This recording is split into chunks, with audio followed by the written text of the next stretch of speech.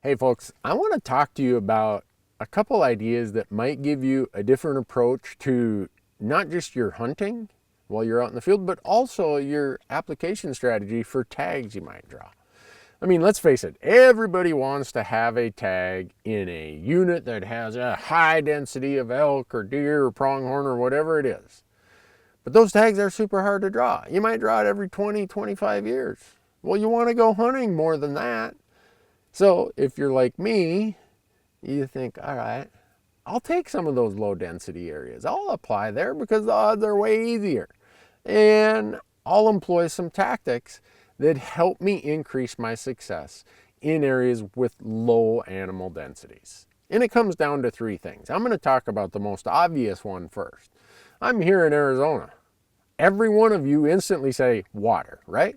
Yeah, water is the most scarce need that wildlife has on this landscape. So the more scarce it is and the more needed it is, the greater the density of wildlife that's going to be in that area where the scarce asset exists. So, pretty simple. Everyone thinks about it in that context in Arizona, Nevada, Utah, any dry place. But let's take it some other direction. Right? There are two other factors that are going to concentrate wildlife, elk, deer, antelope, whatever it is, in low density areas. That's going to be food. It's going to be what I call sanctuary, a function of hunting pressure. So let's talk about food.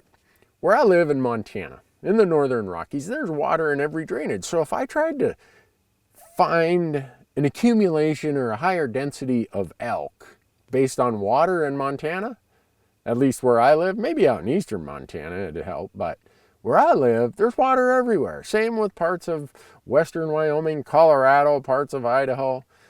You gotta then look for what's the other factor that's gonna accumulate wildlife, using elk as the example. Well, it's probably gonna be food and forage, right? You look at the landscape and you think, oh, there's food everywhere. No, those elk are looking for the best food on that landscape on that day. And that's usually at some elevation band, maybe some certain sun exposure, maybe a northwest slope or a northeast slope or an east slope. There are places that are going to hold more wildlife based on the primary need of forage. So just like water brings them together in a place like Arizona, it might be forage that brings them together in a place in the Rockies. Now, the last one is security. That is a basic need for every critter that's out there. They want to be in the most secure place possible, which is a function of hunting pressure.